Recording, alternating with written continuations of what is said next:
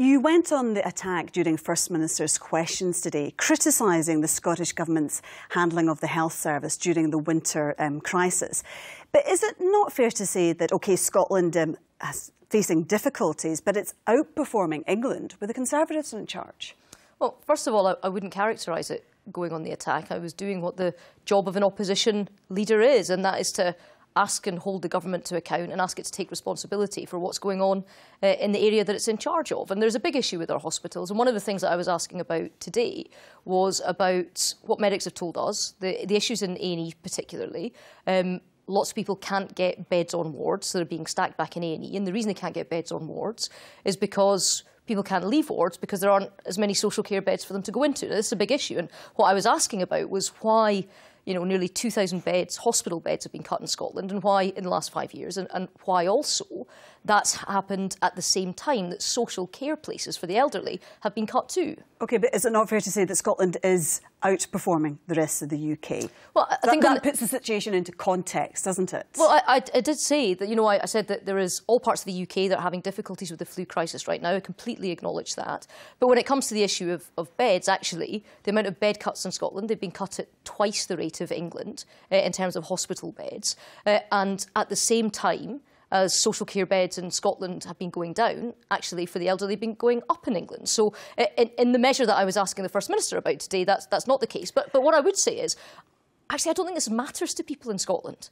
People who are waiting on a trolley in A&E, people who are being held up in hospital when they should be back in the house, I don't think they actually are that bothered about what's happening elsewhere in the United Kingdom. They want what's wrong with them fixed now. But it shows that our NHS is coping better than down south. Well, look, I take my hat off to everybody that's working within the NHS at the moment. They're working incredibly hard. But one of the things that I was asking the First Minister for today, and I think that this was quite an important point, was I was asking her just to say, look, no more cuts to hospital beds. And I understand why the government says that it wants to do it, because they say that more people should be treated closer to home. And that's laudable, but it's only laudable and good if there's actually the social care placements for people to go into. So don't cut more hospital beds at the same time as you're cutting social care too. So that was what I was asking today. So is that what you would do then? You'd put more resources in?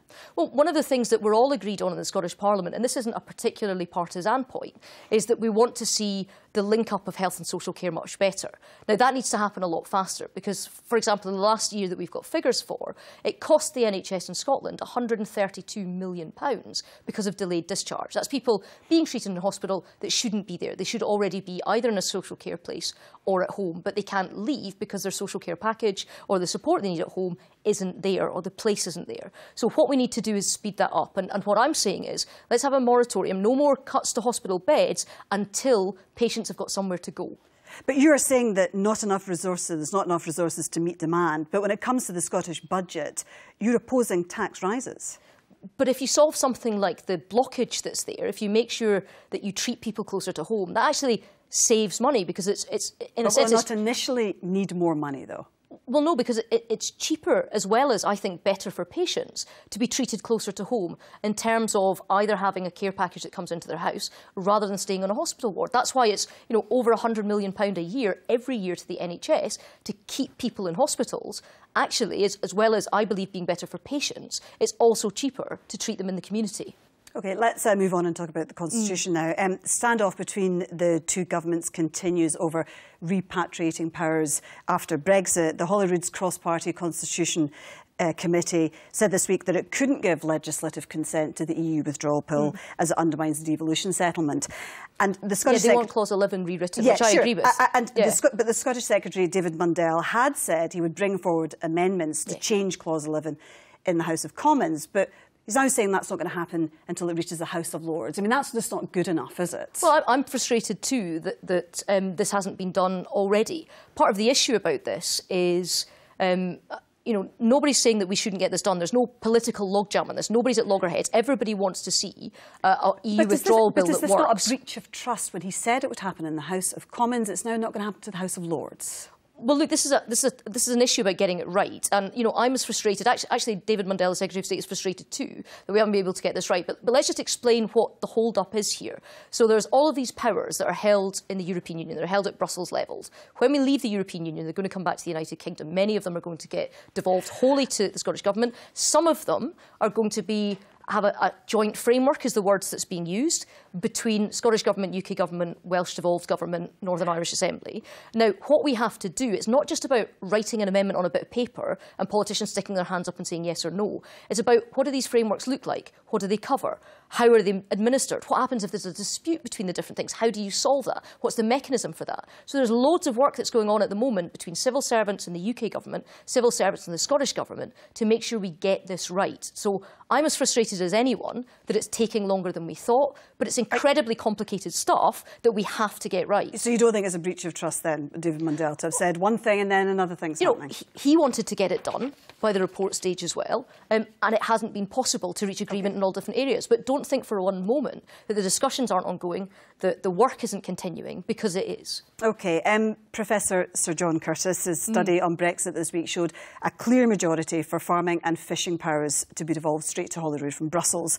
62% for fishing decisions and 59% for farming decisions. Do you accept that that's a clear will of the people there?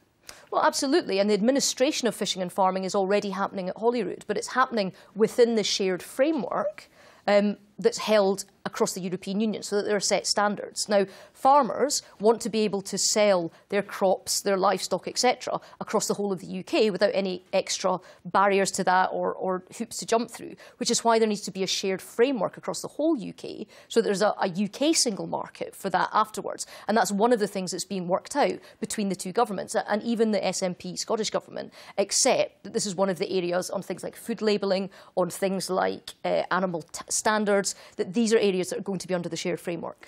His research also suggested people don't think Brexit negotiations are going well. 69% of Scottish voters think it's being handled badly by the UK government. I mean, that's hardly a ringing endorsement, is it? It's hardly a vote of confidence. Well, look, I mean, I think, irrespective of whether you voted to leave or whether you voted to remain like me, I think there's a coalition around the idea of just bloody get on with it, will you? And I think that when you have this on your television every day and you have the who said what to whom element, you kind of forget some of the big tent poles or some of the big staging posts that we've got agreement on. So things like what the divorce bill is going to be, agreement over making sure there's a transition deal. But, so that phase one was supposed happy. to be the easy part of the negotiations, Well, we're moving on it? to trade now, and I think that this is a really positive area for Scotland. But we've also really important things like making sure that what the status of EU nationals is and UK nationals in the EU. That was really important to make sure that we got that right. An agreement over the fact that there wouldn't be a hard border in Northern Ireland. That's really important stuff. Do you think it's damaging, though, that the majority of Scottish people think the UK government is not dealing with this very well at all?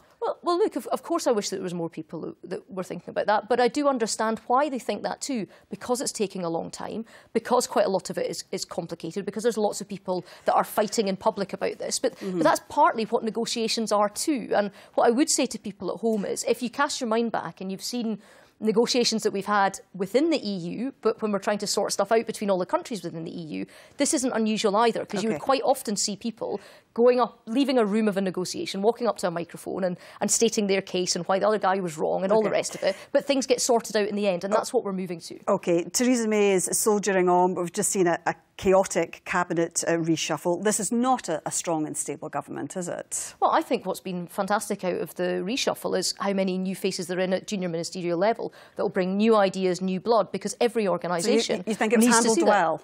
Well, look, I having handled a few reshuffles myself as leader of my own party, I think it's almost impossible to do a flawless reshuffle, because sometimes people tweeted out the wrong new chairman. Well, and that's exactly why we needed a new chairman, to get a grip of Tory HQ. So there we go. And Brandon Lewis, I'm sure, has got the reins on that one. I'm seeing him on Monday, and we'll have a discussion about what we think the communication policy of Tory HQ should be. OK, and how long do you think Theresa May can carry on for? Well, look, I think she's the right person at the right time that's doing the diligent hard work of Brexit and is doing it in a way that actually people, they may not like, but they definitely respect. You think of her getting on that flight after everyone told her no deal was possible in December, at 4:30 a.m. after having been up 2 previous nights working through it. That's the sort of application that woman has, and she has my support as she carries on this important work. OK, Ruth Davidson, thank you for joining us on Scotland Tonight. Thank you.